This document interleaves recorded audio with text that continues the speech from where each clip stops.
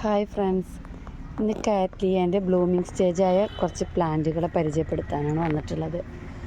ഒക്കെ നല്ല വലിയ പ്ലാന്റുകളാണ് കേട്ടോ.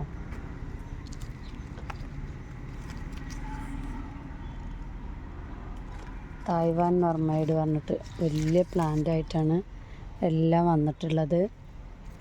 നല്ല ഭംഗിയുള്ള ഫ്ലവേഴ്സും ഹെൽത്തി ആയ പ്ലാന്റുകളും, ഒരുപാട് വെറൈറ്റീസ് ഉണ്ട്. ഇത്രയും വലിയ പ്ലാന്റൊന്നും കാറ്റ്ലിയയിൽ വരലില്ല.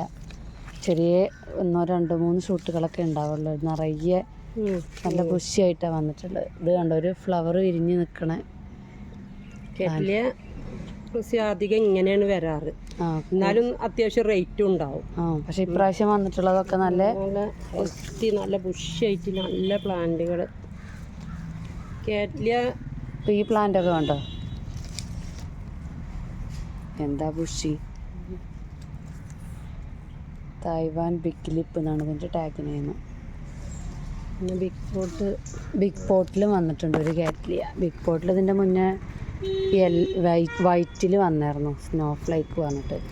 ഇത് യെല്ലോയിലാണ് വന്നിട്ടുള്ളത്.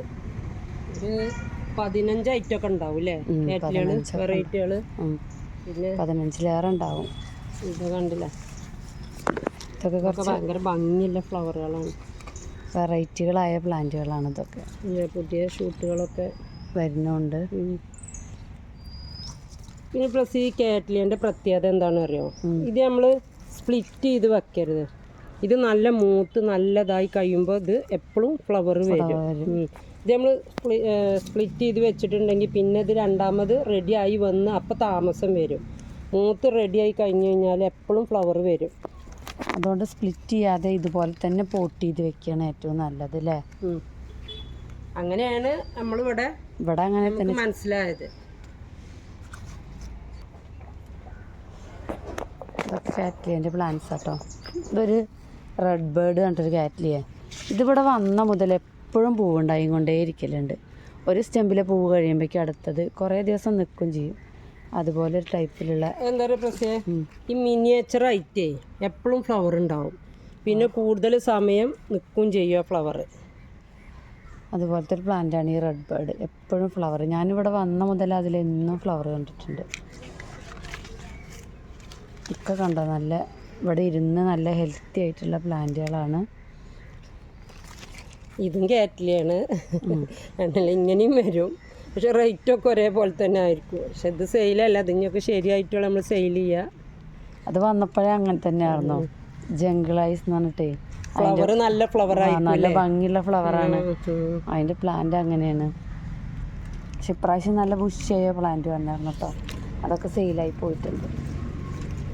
എൻ്റെ കാറ്റ്ലിയക്ക് പുതിയ ഷൂട്ടുകളൊക്കെ വരുന്നു. പിന്നെ കാറ്റ്ലിയ നമ്മൾ പോട്ട് ചെയ്യലൊക്കെ ഡെൻഡ്രോബിയങ്ങളൊക്കെ പോട്ട് ചെയ്യണ പോലെ തന്നെ, അതുപോലെ തന്നെ അതിൻ്റെ കെയറിങ്ങും. കൂടുതൽ വെയിൽ തട്ടാൻ പാടില്ല. നമ്മൾ ഫെനലോപ്സിസിൻ്റെ ഒക്കെ പോലെ വെയിൽ കൂടുതൽ തട്ടാൻ പാടില്ല. ഇന്ന ചൂട് വേണം, ഈർപ്പം നന്നായിട്ട് വേണം, തണുപ്പ് ഒരു വേണം, എപ്പോഴും നനവുണ്ടായിരിക്കണം. ഇപ്പോൾ ഇതിൻ്റെ ഫോട്ടോസൊക്കെ ഞാൻ സൈഡിൽ കൊടുക്കാം. കൂടുതൽ വിവരങ്ങൾ അറിയാൻ ഈ നമ്പറുമായിട്ട് കോൺടാക്റ്റ് ചെയ്താൽ മതി. ഓക്കേ.